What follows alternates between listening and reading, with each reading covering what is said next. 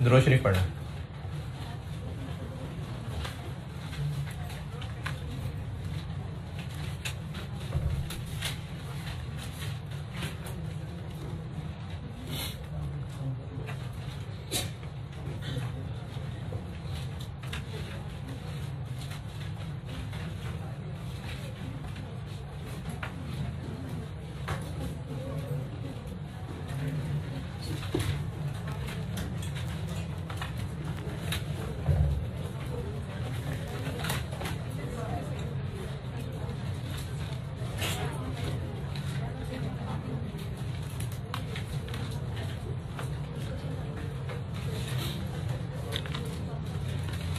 अच्छा, इस क्लास में से कुछ शक्लें थी कल जो बयान में भी बैठे हुए थे,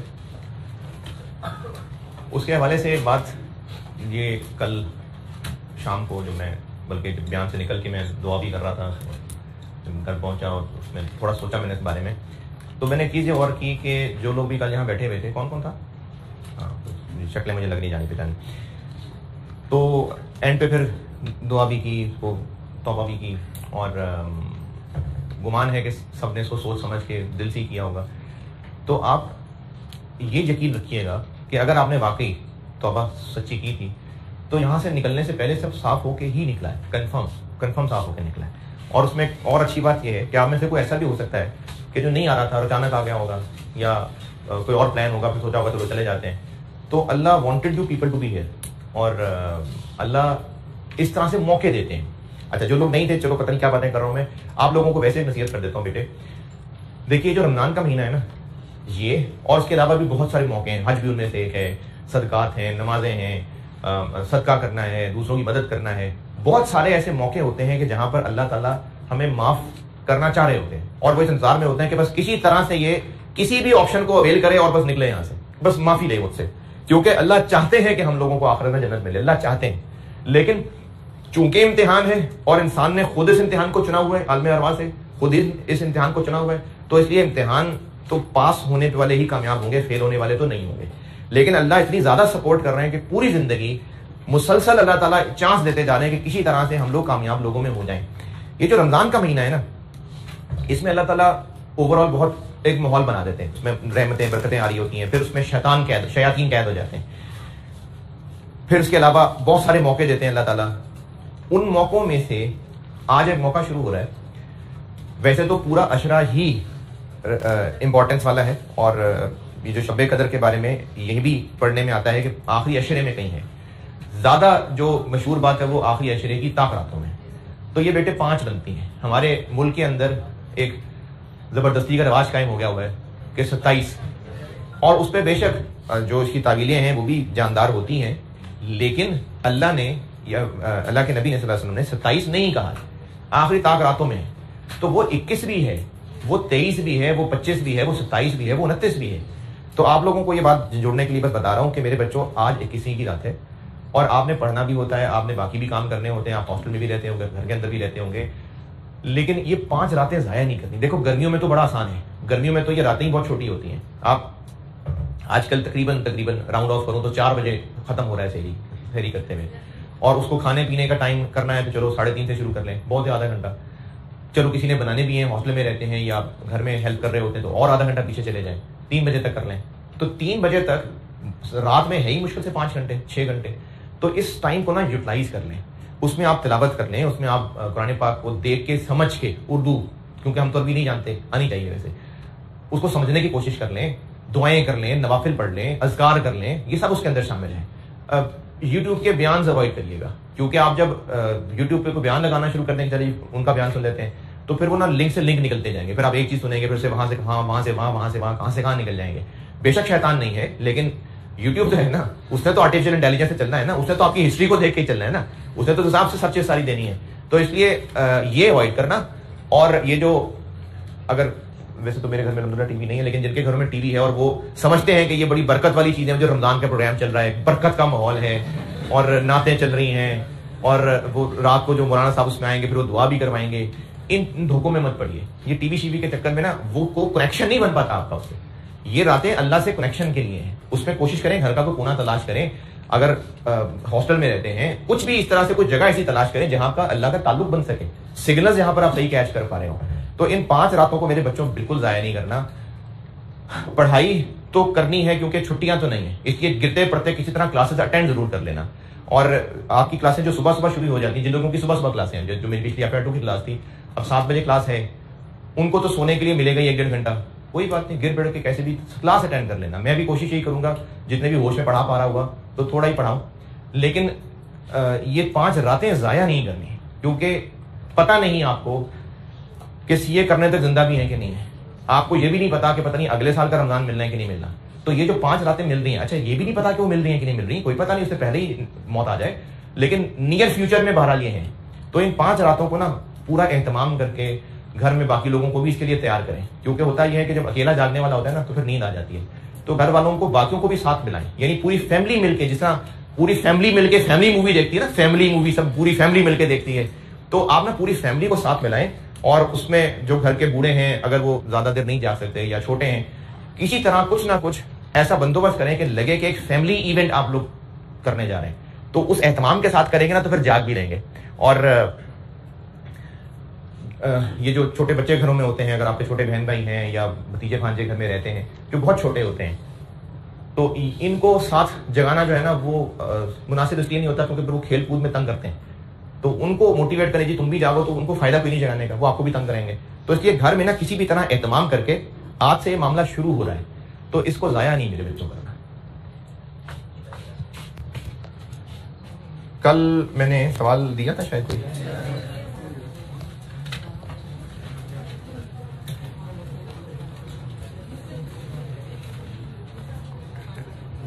लिखवाया था कुछ शायद, है ना, स्ट्रेट लाइन का सवाल लिखवाया था।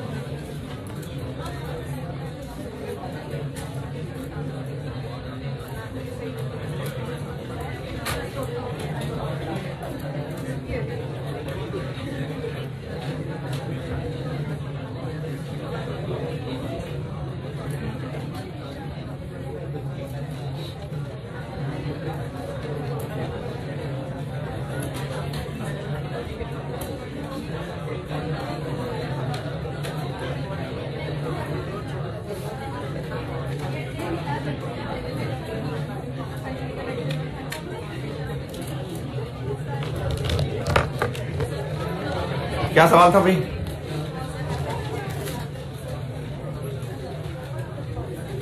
कॉस्ट 450,000 थी और बेचा था इसको 31 मार्च और खरीदा था 1 अक्टूबर। मंथली बेसिस, मंथली बेसिस के हिसाब से देखें तो अच्छा 1 साल की डेटें कितनी होंगी? अगर आप साल गिन लें तो ये 6 महीने पूरे पूरे हैं, यानी ये बन जाते हैं 3.5 साल, है ना, ये 4.5 साल, 3.5 साल, तो ये 3.5 हो गए। अगर वैसे महीने गिनने हैं तो चलो महीने गिन लें, 3.5 कैसे हुए?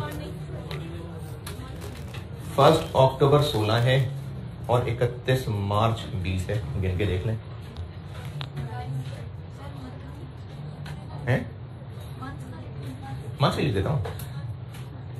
जिनको ये 3.5 पौने ये आसानी से समझ आते हैं वो बेशक 3.5 सवा 3 पौने 3 इस तरह करके लिख लिया करें। जिनको ये नहीं समझ आते महीने गिन लेते हैं। कितने महीने बने? जिन्होंने अकाउंटिंग के हिसाब से गिनने हैं 30 जून 17 तक 9 महीने, 30 जून 18 तक पूरा 12 साल, 30 जून 19 तक फिर 12 महीने, और 31 मार्च 20 तक 9।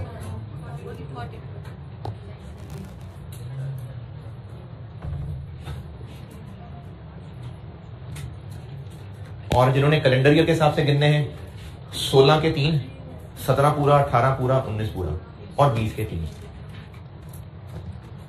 ये मंथली बेसिस वाला। और फुल ईयर बेसिस पे अकाउंटिंग ईयर एंड क्या है? तो खरीदने के बाद पहले आया होगा 30 जून 17, एसेट मौजूद था।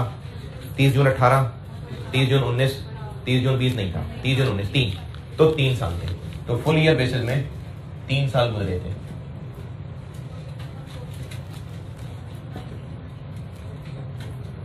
अच्छा, मैंने फिर बता देता हूं कि जिनको ये शॉर्टकट नहीं हैंडल हो रहा ना, तो उसके चक्कर में ना पड़े। आप कर ले हर साल की कैलकुलेशन, ना पड़े शॉर्टकट के चक्कर में। समझ आ रहा है तो अच्छी बात है, नहीं तो आप जैसे पहले हर साल की डेप्शन कैलकुलेट करनी थी कर लें। बस आपने इस डेट तक पहुंचना है, बस चाहे लिफ्ट से जाए चाहे सीढ़ियों से जाए, वो आपने पहुंचना है। तो शॉर्टकट समझ आता है तो ठीक है। जिन्होंने किया है और इसमें कोई एतराज परेशानी है तो बताइए।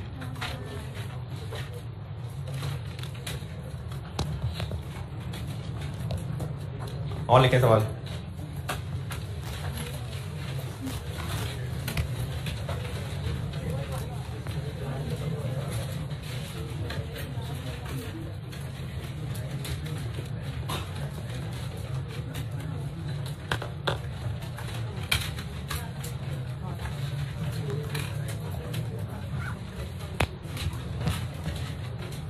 कॉस्ट ऑफ एसेट, एक और सवाल लिखवा रहा हूं। Cost of asset 380,000, 3,80,000। Residual value 20,000।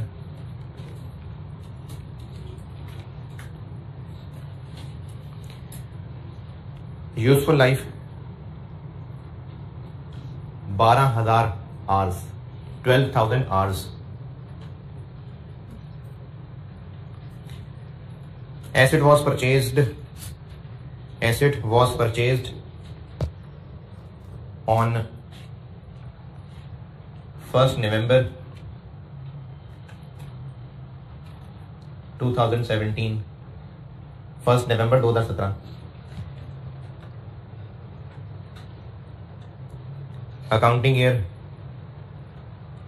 जनवरी से दिसंबर है। अकाउंटिंग ईयर जनवरी से दिसंबर। Asset was used as follows. Asset was used as follows. Year बताऊंगा और आवर्स बताऊंगा। 2017 में 700 आवर्स, 700 घंटे। 2018 में 1900 आवर्स, 1900। 2019 में 2200 आवर्स, 2200 आवर्स। और 2020 में 1450 आवर्स, 1450 आवर्स। रिक्वायर्ड है आपसे net book value as on 31 December 20। 31 December 20 पे एनपीवी बता दें।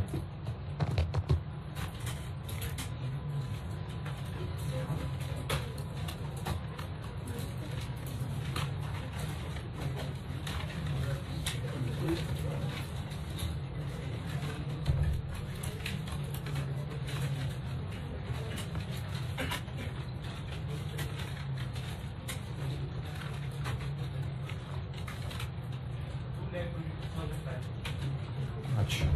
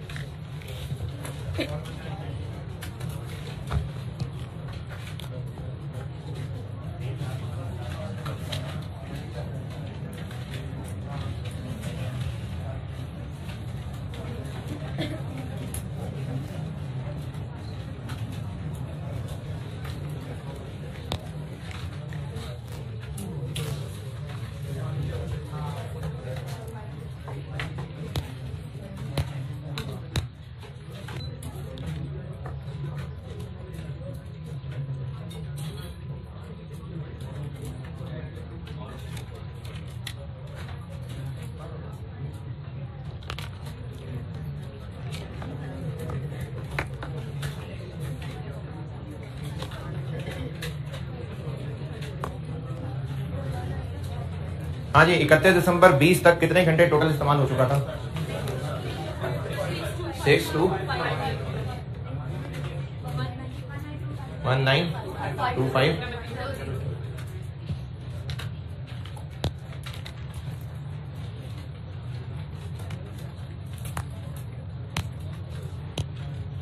और अगर ये पूछा हो कि एक्यूमुलेटेड डेप्शन कितनी है, तो ये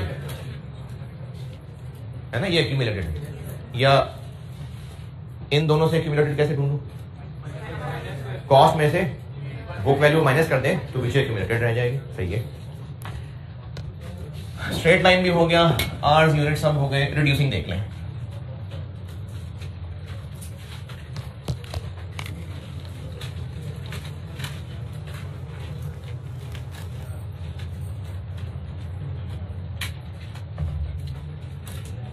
रिड्यूसिंग बैलेंस मेथड। अच्छा, ये हो क्या रहा है, क्या पढ़ा रहा हूं? मैंने तो डी रिकग्निशन पढ़ाना शुरू किया था।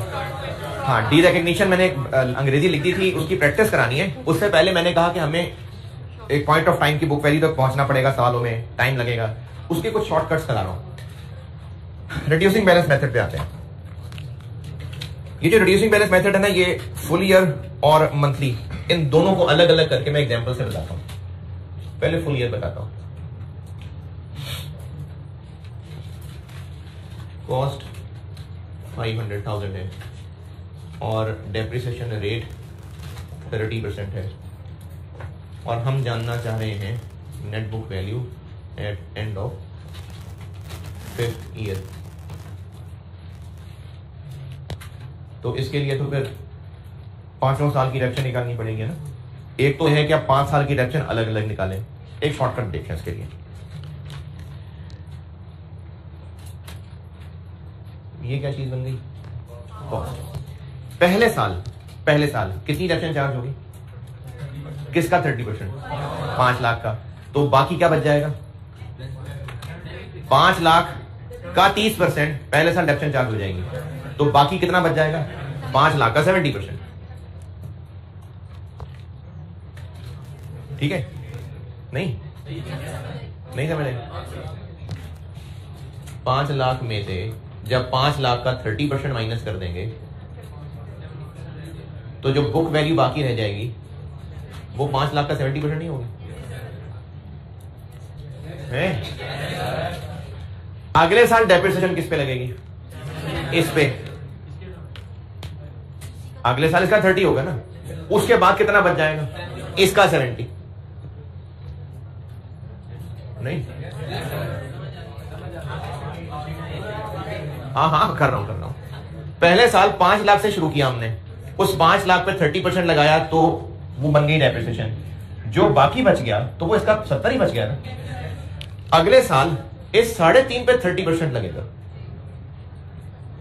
और जो आंसर बच जाएगा वो इसका 70% बच जाएगा। ऐसे ही नहीं समझ आ रही? ये इसका 70% है, ये भी नहीं सही। ये 30%, किसका 30%? 3.5 का। तो जो आंसर बचेगा तो क्या वो 3.5 का 70% नहीं होगा? नहीं सही है।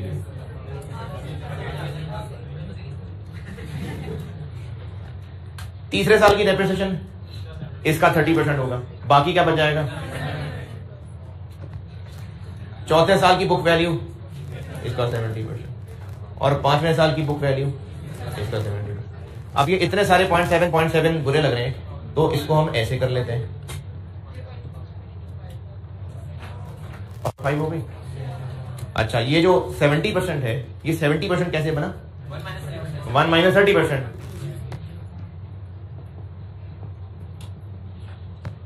तो किसी भी वक्त अगर हम बुक वैल्यू जानना चाहें तो उसका फार्मूला बना लेते हैं।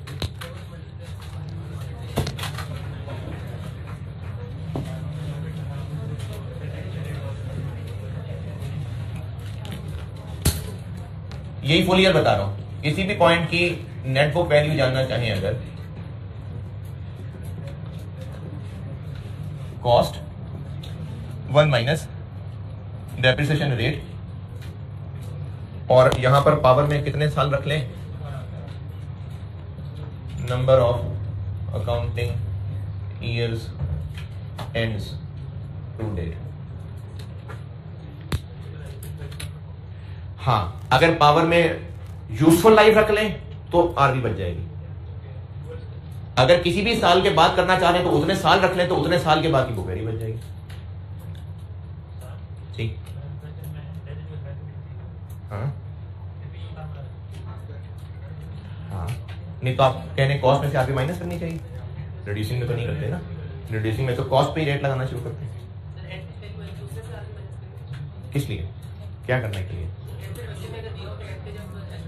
नहीं, इसका आंसर निकल आया। वो आंसर क्या होगा? वो क्या चीज है? 5 साल गुजरने के बाद नेट बुक वैल्यू। अच्छा, आप उसमें से आरबी क्यों माइनस करनी है? बुक वैल्यू थी ना, बस बुक वैल्यू है। तो अगर reducing balance full year method हो तो जितने साल की डेप्शन चार्ज हो चुकी वो पावर रख लें, तो जो आंसर आएगा वो उतने साल बाकी बुक वैल्यू आ जाएगा।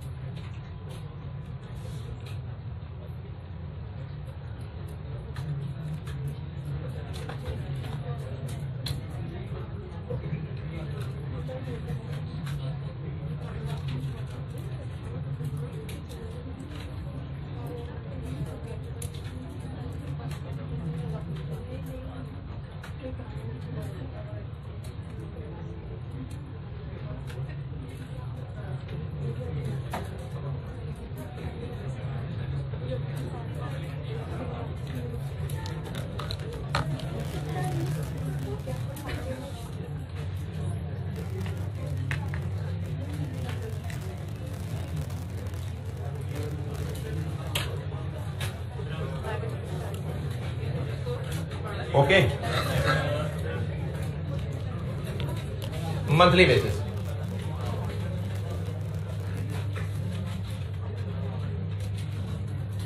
अगर मंथली बेसिस हो, ये भी ना एक सवाल के साथ समझिए, और ये इसी की हेल्प के लिए मैंने ये बात बताई थी, वरना मैं आपको सीधे सीधे फार्मूला ही बता देता।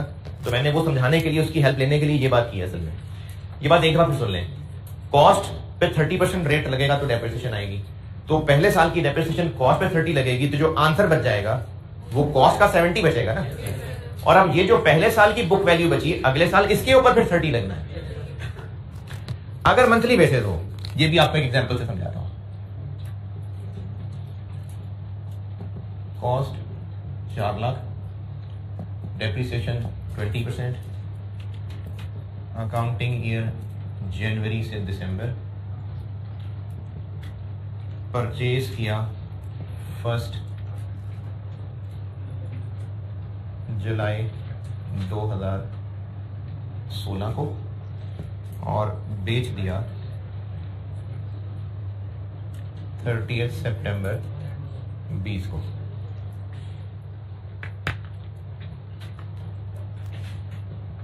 डिस्पोजल के वक्त बुक वैल्यू निकालते हैं। ये सवाल है, इससे समझाता हूं।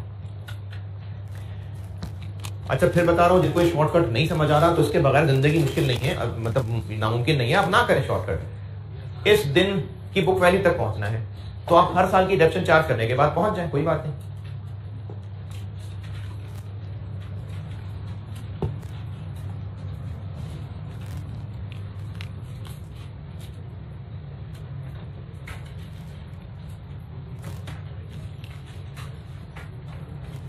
इसको बेस बनाने लगा।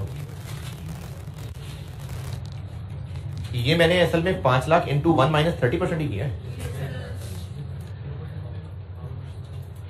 ये इंटू 0.7 तब बना अगर 1 माइनस 0.3 कर लिया तो, और 1 माइनस 0.3 इसलिए किया कि इस कॉस्ट में से 30% ऑफ कॉस्ट माइनस हो गया। पूरे साल की चार्ज हुई है तो 30 माइनस हुआ। अगर पूरे साल की चार्ज ना हुई होती तो डेप्रिसिएशन फिर 30 नहीं लगी होती, ये लगी होती, या महीने जितने भी हैं। ये तो तब है जब पूरा साल 30। अगर उस साल में कुछ महीने हो तो 30% के साथ महीने आ जाएंगे ना। 2016 में 6 महीने,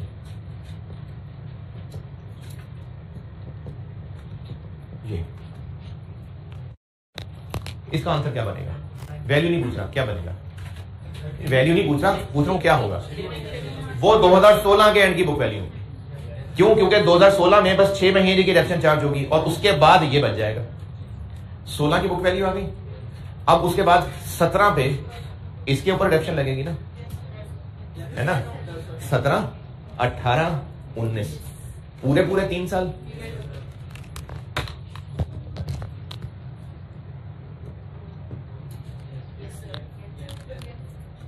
कहां तक पहुंच गए? 31 दिसंबर 19 तक। अब आगे क्या करना है? कितने? 9 महीने।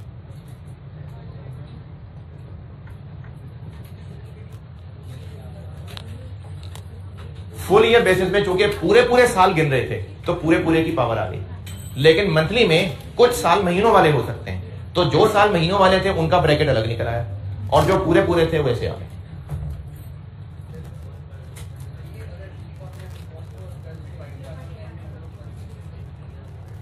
कॉस्ट को 12 से डिवाइड कर दें? नहीं, क्योंकि हम जब, ये तो शॉर्टकट है ना, अगर सीधा चलते तो क्या करते? पहले साल 4 लाख इंटू 20% इंटू 6/12 ऐसे ही करते हैं ना। तो वो मैंने अब सब कंबाइन कर दिया, फिर जो आंसर आता उस पर 20% लगाते, 17 की रिडक्शन आ जाती, माइनस करते। फिर जो आंसर आता उस पर 20% लगाते, 18 की रिडक्शन आ जाती, माइनस करते। फिर जो आंसर आता उस पर 20% लगाते, 19 की रिडक्शन आ जाती, माइनस करते। फिर जो आंसर आता उस पर 20% इंटू 9/12 करते। कॉस्ट को क्यों डिवाइड करें 12 से? कॉस्ट तो कॉस्ट होती है यार, मंथ की कॉस्ट कौन सी होती है? कॉस्ट तो कॉस्ट है। मंथ की तो चीज वो होती है जो एक पूरे साल की चीज हो, उसको डिवाइड बाय 12 करते हो मंथ की चीज बनेगी। कॉस्ट तो कॉस्ट है। इस बिल्डिंग का किराया एक साल की चीज होती है, उसको मंथली कर सकते हैं। अगर बिल्डिंग 40 मिलियन की खरीदी है तो 40 को मंथली थोड़ी करेंगे। रिड्यूसिंग बैलेंस मेथड का फार्मूला शॉर्टकट का अगर फुल ईयर बेसिस है तो बस ये है, क्योंकि उसमें तो पूरा साल गिनना है। अगर मंथली बेसिस है, अच्छा इससे ज्यादा ब्रैकेट में बनेंगे, ये 3 ही है बस, क्योंकि मैक्सिमम पहला और आखिरी साल ही है जिसमें महीने आने हैं। और अगर किसी एक में भी महीने पूरे 12 हो तो वो भी ब्रैकेट खत्म होकर ही आ जाएगा। यानी अगर ये 1 जनवरी 16 को खरीद लिया होता तो फिर ये ना करता, यहां 4 कर देता, तो ये इससे ज्यादा नहीं फैलेगा। मैक्सिमम ये 3 ही ब्रैकेट बनेंगे। तो अगर फुल ईयर बेसिस है तो ये है और मंथली बेसिस है तो ये है। उधर ही है,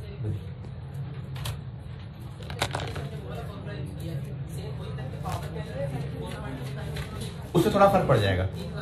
हाँ, वो 1000 इसलिए क्योंकि अमाउंट थोड़ी है, अमाउंट बड़ी होती जाएगी, फर्क पड़ता जाएगा। और ये फर्क क्यों आ रहा है? आपने क्यूएम में शायद एक चीज पढ़ी हो कि जब कंपाउंडिंग हो रही होती है ना, तो रेट कंपाउंडेड एनुअली या कंपाउंडेड क्वार्टरली फर्क होते हैं। तो आप जब पावर पॉइंट में ले लेंगे तो फिर वो उसके हिसाब से कंपाउंडिंग करना होगा, है? तो वही कह रहा हूं ना, रेट एनुअल है, ये रेट एनुअल है। अगर आप मंथ में ले जाएंगे तो उसके लिए मंथली रेट होना चाहिए। इतने गहराई में चलना है तो चल लें।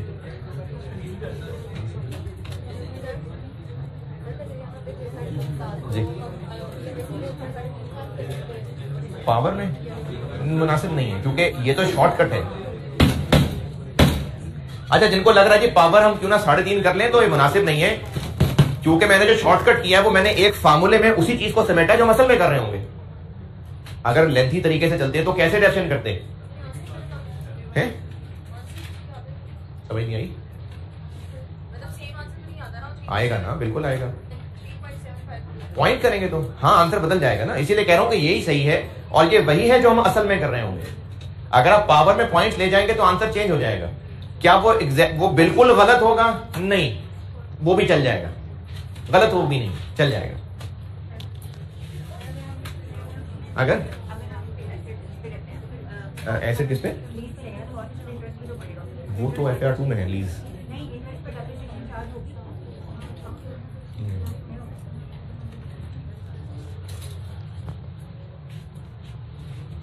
चलिए रिड्यूसिंग बैलेंस का एक सवाल कर दें, लिखें, और बस फिर ये शॉर्टकट्स बहुत है।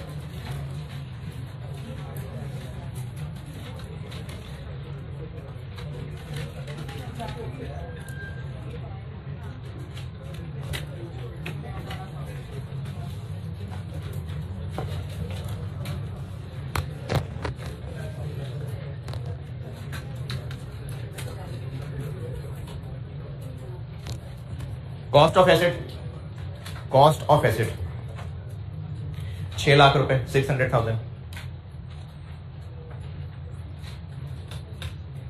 डेट ऑफ परचेज 1 अगस्त 2016, 1 अगस्त 2016। अकाउंटिंग ईयर जुलाई से जून है, अकाउंटिंग ईयर जुलाई से जून।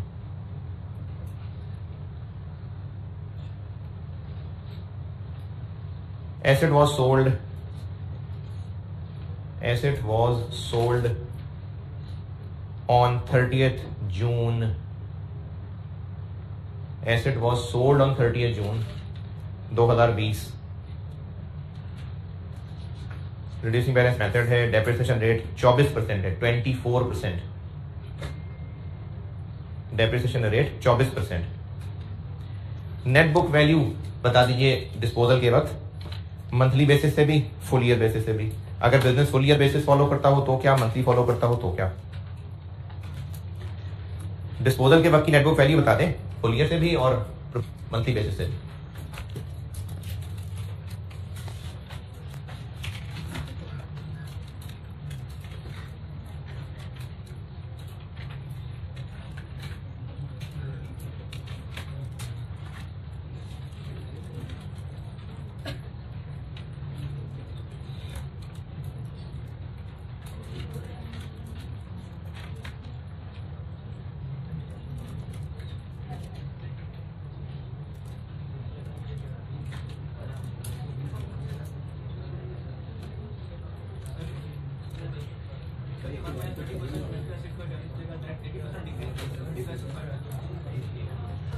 अच्छा, ये बाकी लोग एक बात पे गौर करिएगा,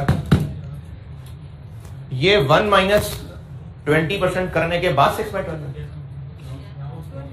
यानी क्या ये 80% को 6/12 किया? नहीं, 20% 6/12 है, उसके बाद 1 में से इसको माइनस करें। माइनस बाद में होता है, पहले मल्टीप्लाई होता है।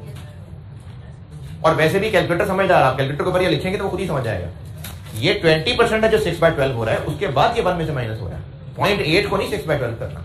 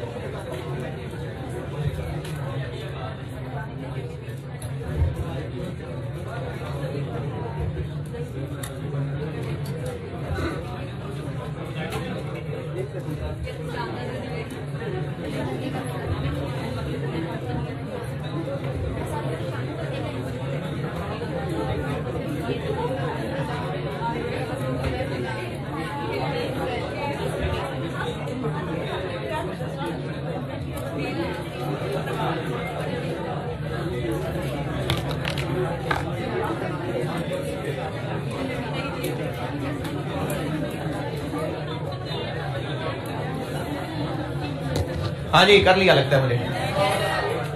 अगर चलें उसको फुल ईयर बेसिस पे तो 30 जून है, पहला 30 जून कौन सा आएगा? 30 जून 17। 30 जून 17 में मौजूद था, 30 जून 18 में मौजूद था, 30 जून 19 में मौजूद था और 30 जून 20 पे नहीं था। नहीं था। 30 जून 20 पे गया, ईयर एंड पे मौजूद है का मतलब है कि अब वो सीडी है और अगले दिन जाएगा। 30 जून 20 पे भेज दिया ना बस। और ईयर एंड 30 जून का सुबह 9:30 बजे नहीं होता, 30 जून का एंड होता है। तो एंड पे वो है नहीं, बेच दिया। तो 30 जून 20 पे वो नहीं है एसेट। ईयर एंड पे ये एसेट मौजूद है तो बैलेंस शीट में आएगा, नहीं है तो नहीं आएगा। तो क्या ये आएगा बैलेंस शीट में? नहीं है भाई, बेच दिया। बेशक 30 जून को बिल्कुल एंड पे इफ्तारी से जस्ट अभी सारे बजने वाले थे, बेच दिया। बेच तो दिया ना, अब वो 30 जून की एंडिंग पोजीशन में नहीं है तो बेच दिया, इसलिए 30 जून 20 काउंट नहीं होगा। तो 30 जून 17, 18, 19 3 साल काउंट होंगे। 6 लाख 3 साल काउंट होंगे।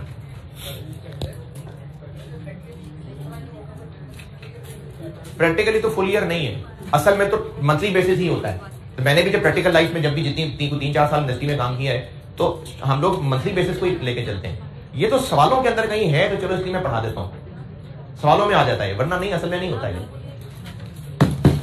30 जून 20 काउंट नहीं होगा, ठीक है, नहीं होगा काउंट। और मंथली बेसिस पे चले,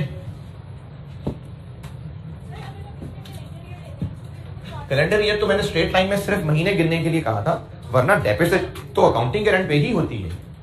मैंने कैलेंडर ईयर जो है ना वो सिर्फ स्ट्रेट लाइन में, चूंकि पूरे महीने गिनने ही गिनने थे, इसलिए मैंने कहा था जिनसे नहीं गिने जा रहे हैं वो कैलेंडर ईयर ले लें, क्योंकि वो पूरे महीनों में तो डेप्शन आ ही जानी है, चाहे आप जनवरी से दिसंबर गिन के चलें, चाहे जुलाई से जून गिन के चलें। लेकिन रिड्यूसिंग बैलेंस मेथड में एक साल की डेप्रिसिएशन अगले साल की डेप्शन को अफेक्ट करती है, स्ट्रेट लाइन में भी करती है नहीं, तो रिड्यूसिंग में नहीं कैलेंडर ईयर लेना। अगर मंथली पे चलें तो 6 लाख इनटू पहला ईयर था 30 जून 17, कितने महीने? 11 महीने। उसके बाद 18 पूरा, 19 पूरा, 20 भी पूरा। वो फुल ईयर है जिसमें देखना है एंड पे नहीं है तो नहीं गिनना। मंथली बेसिस में 12 महीने पूरे करके गया है तो पूरे करके गया है, इसलिए 20 भी काउंट होगा। ये फुल ईयर बेसिस है जिसमें अगर साल के एंड पे मौजूद है तो पूरा साल, नहीं है तो कुछ नहीं। मंथली बेसिस में नहीं है कि मौजूद है तो करना है, नहीं है तो नहीं करना। अगर पूरे 12 महीने गुजार के गया तो पूरे 12 महीने गुजार के गया, तो इसलिए इसमें वो 2020 काउंट होगा। चलो जी, बहुत हो गई डेप्शन की कैलकुलेशन। अब डिस्पोजल की प्रैक्टिस पे आते हैं वापस। ये शॉर्टकट वाली बात खत्म हो गई। इस शॉर्टकट वाले टॉपिक को बेशक डब्बे में बंद कर दें कि ये हम पूरा बॉर्डर लगा दें कि हम ये सिर्फ वो शॉर्टकट सीख रहे थे, असल में डिस्पोजल पढ़ रहे हैं।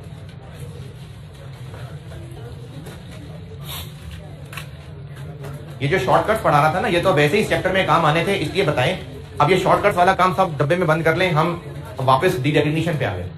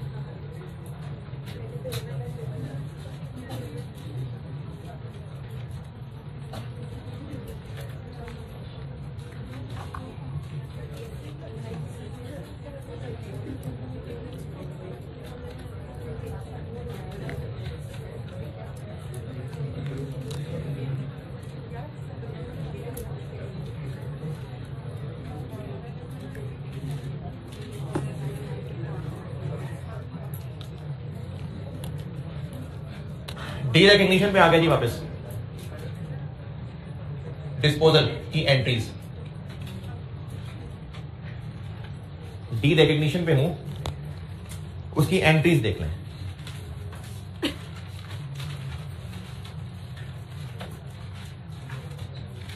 डिस्पोजल की एंट्रीज डिपेंड करता है कि एसेट की क्या एंट्रीज की थी, डेप्रिसिएशन की क्या एंट्रीज की थी, उस पर भी डिपेंड करता है कि डिस्पोजल की क्या करनी है। पहले बताता हूं, if asset account is maintain at net book value, पहले ये बताता हूं।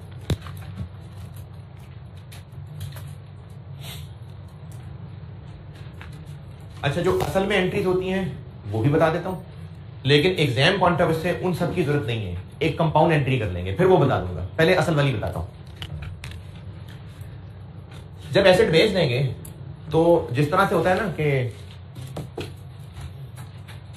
जब एक घर से बाहर निकलना है, बिल्डिंग से बाहर निकलना है, तो गेट से जस्ट पहले वो एक एरिया है, गैराज है, जहां भी, वहां पर पहुंचना है सारे, वहां से फिर बाहर निकलना है, वहां पर मिलके फिर अल्लाह हाफिज़, अच्छा फिर आइएगा, बहुत अच्छा लगा, जरूर आइएगा, उनको सलाम दीजिएगा, फिर उस सलाम दुआ के बाद फिर वो लोग बाहर निकल रहे हैं। तो घर से बाहर निकलते हुए उस एरिया में इकट्ठे हो रहे हैं, उसके बाद बाहर निकल रहे हैं। जब एसेट बेचा जा रहा है तो ये अपनी बुक्स में से हम निकालेंगे। बिल्डिंग है तो बिल्डिंग के अकाउंट में आ रहा होगा, प्लांट है तो प्लांट के अकाउंट में आ रहा होगा, अपनी क्लास के अकाउंट में आ रहा होगा, उसको हमने वहां से निकालना है। तो एक काम तो करेंगे कि हम एसेट को बुक्स में से निकालेंगे, एसेट हो जाएगा डी रिकग्नाइज,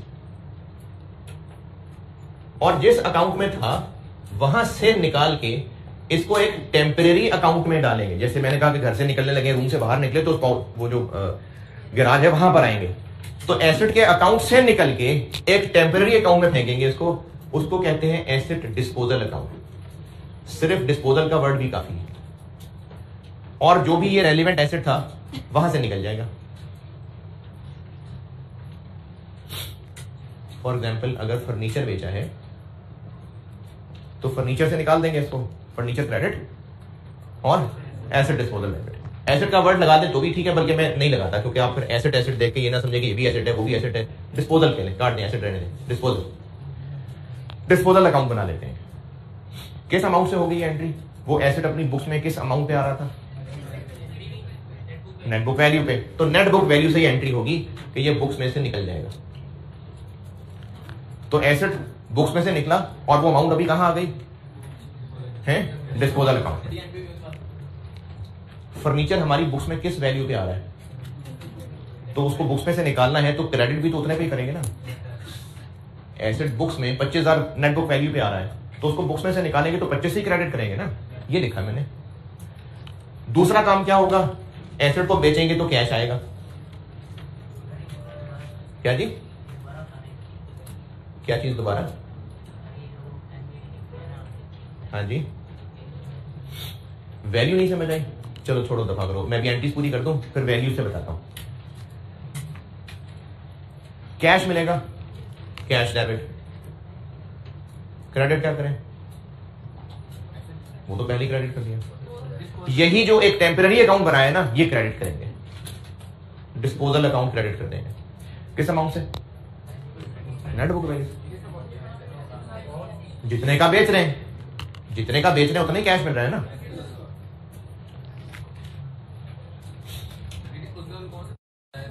टेम्पररी अकाउंट है, टेम्पररी, ये भी खत्म हो जाएगा। ये बस एक टेम्पररी पार्किंग अकाउंट है, इसका कोई ग्रुप नहीं है। वो जो गैराज है वो कौन से कमरे में आता है? बेडरूम है, लिविंग रूम है, डाइनिंग रूम है? नहीं ना, बस एक टेम्पररी जगह है रुकने की। तो ये बस एक टेम्पररी अकाउंट है, ये किसी ग्रुप में नहीं, ये भी खत्म हो जाएगा।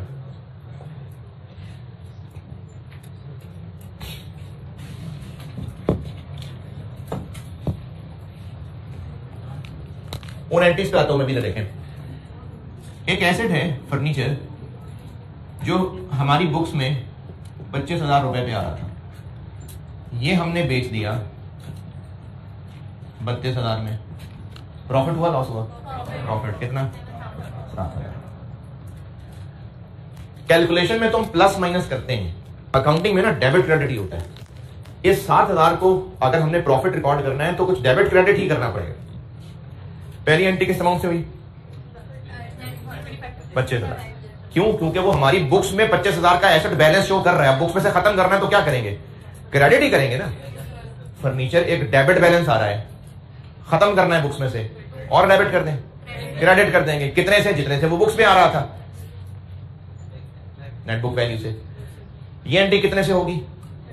32,000, क्योंकि कैश मिल रहा है 32,000 कैश डेबिट, डिस्पोजल क्रेडिट। इन दो एंट्रीज के बाद अगर डिस्पोजल अकाउंट की शक्ल देखें तो उसमें एक डेबिट आया हुआ है, कितना, और एक क्रेडिट आया हुआ है। वैसे न्यूमेरिकली 7,000 का प्रॉफिट है, लेकिन अकाउंटिंग में हमने जो कुछ भी करना होता है वो डेबिट क्रेडिट से निकलता है। इस अकाउंट को अगर बैलेंस करें इस साइड पे,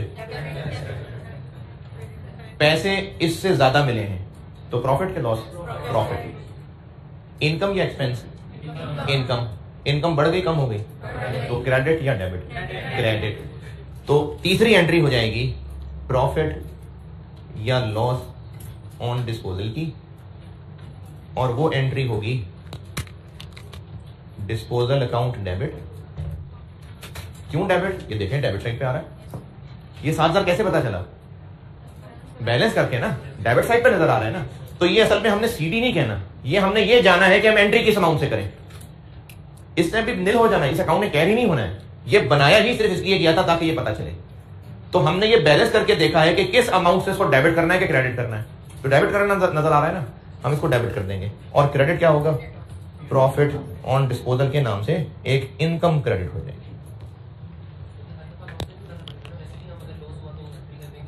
मैं वही बता रहा हूं कि ये मैंने एंट्रीज आपको बताई हैं पूरी। इसके बाद इनका एक हल एग्जाम के लिए बताता हूं। ये उस सूरत की एंट्री है अगर प्रॉफिट निकलता है तो ये एंट्री है।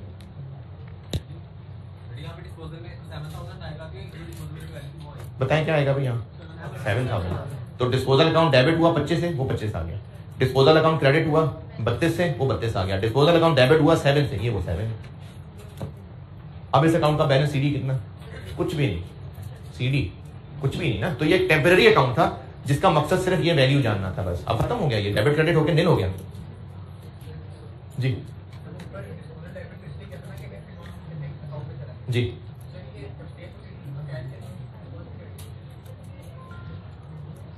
ये डिस्पोजल अकाउंट एक टेम्पररी अकाउंट है। क्या मकसद है इसका? प्रॉफिट या लॉस पता चल जाए। अच्छा, प्रॉफिट या लॉस किन के मुकाबले से पता चलेगा? किन के कंपैरिजन से पता चलेगा? बुक वैल्यू और। तो ये जो डिस्पोजल अकाउंट है ना, ये कुश्ती का रिंग है। इसमें दोनों पहलवानों को उतारा है। एसेट की बुक वैल्यू भी इसमें उतार दी, जितना कैश मिला वो भी इसी में उतार दिया।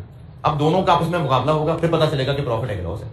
तो इसलिए दोनों अमाउंट्स को, यानी जो इसकी बुक्स में वैल्यू थी और जितने का बेचा, इन दोनों को डिस्पोजल अकाउंट में उतार दिया। अब इनके मुकाबले से पता चला कि प्रॉफिट हो रहा है कि लॉस हो रहा है। अगर ये 32 की बजाय 22 का बिकता तो यहां आ जाता 22, इधर आ जाता 3, ये यकीनन लॉस होता। और इसकी फिर एंट्री क्या होती? इसी से आगे चल रहा हूं, नीचे इधर नजर नहीं आएगा, यहां लिख रहा हूं, इससे आगे लिख रहा हूं। अगर लॉस होता तो लॉस ऑन डिस्पोजल नाम का एक एक्सपेंस डेबिट हो जाता और डिस्पोजल क्रेडिट हो जाता। ये हैं इसकी ऑफिशियल एंट्रीज। अगर आपसे एंट्रीज करने को कहा जाए तो चाहे तो ये 3 एंट्रीज कर दें, ये ऑफिशियल एंट्रीज हैं, या फिर इसका एक एग्जाम हल बताता हूं, एक कंपाउंड एंट्री, वो कर दीजिएगा, वो प्रेफर्ड है। ये नोट करने, फिर कंपाउंड एंट्री बताता हूं।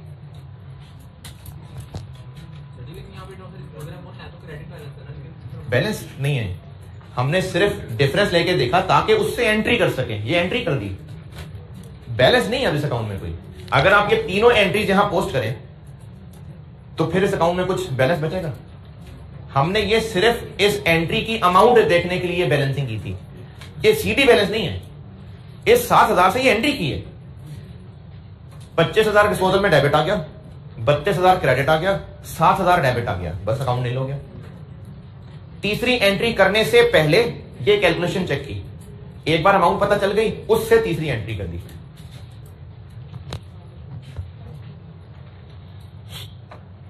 ये है इस केस में डिस्पोजल की एंट्रीज जी।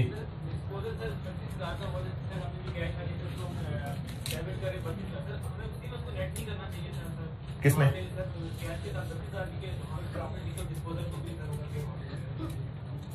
यानी एंट्री अलग से ना करें? मैंने तो कहा कि ऑफिशियली ये एंट्रीज हैं। अगर ये नहीं करनी और आप बेशक एग्जाम के लिए ना करें तो एग्जाम के लिए कंपाउंड एंट्री बना लेते हैं। ये तो हो गई असल में जो एंट्रीज होती हैं। अब मैं आपको बता रहा हूं फॉर एग्जाम,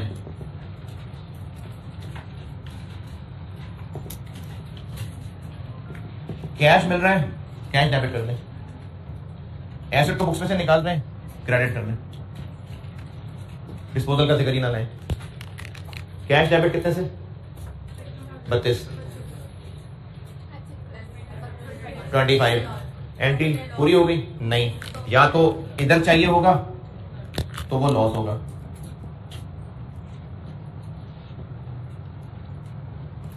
या फिर क्रेडिट चाहिए होगा तो वो प्रॉफिट होगा।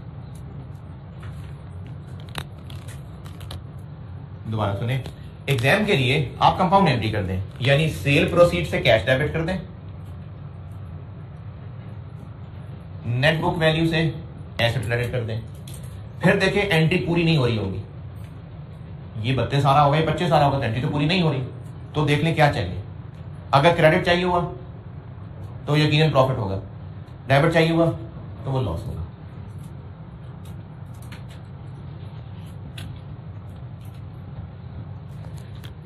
मैंने कहा कि असल में एंट्रीज हैं ये, लेकिन आपसे एग्जाम में अगर डिस्पोजल की एंट्री कही जाती है तो आप चाहे ये तीनों कर दें या इसकी ना चक्कर में पड़े, बस ये कंपाउंड एंट्री कर दें। और कंपाउंड एंट्री क्या है? जितना कैश मिल रहा है कैश डेबिट, एसेट बुक्स में से जा रहा है एसेट क्रेडिट, और इसी एंट्री को पूरा करें। अगर यहां जगह खाली है तो लॉस ऑन डिस्पोजल, यहां जगह खाली है तो प्रॉफिट ऑन डिस्पोजल। जी जी, आईएस से क्या? आईएस जो है ना वो बस एक ऑब्जेक्टिव बताता है, एक रूल बताता है कि आपने एसेट को बुक्स में से निकालना है और जो उसमें प्रॉफिट है उसको इनकम बनाना है। इसमें डेबिट क्रेडिट क्या करना है ये आईएस नहीं बताता, ये तो फिर उसको फॉलो करने वाले प्रैक्टिस से निकालते हैं। तो ये उलमा की बनाई हुई बात है। आईएस ने बस ये कहा है कि एसेट को बुक्स में से निकाल दे और जो प्रॉफिट लॉस है वो रिकॉर्ड कर दे।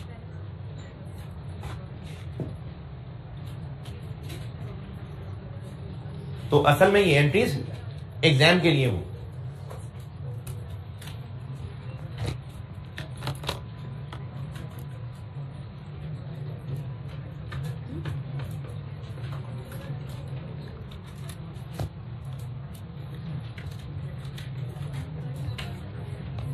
जी अच्छा बस चले, asset account is maintained at cost कल पूरा करके फिर एक आधा साल करा के फिर एक्सचेंज ऑफ एसेट्स पे चलते हैं। ठीक है, अल्लाह हाफिज़।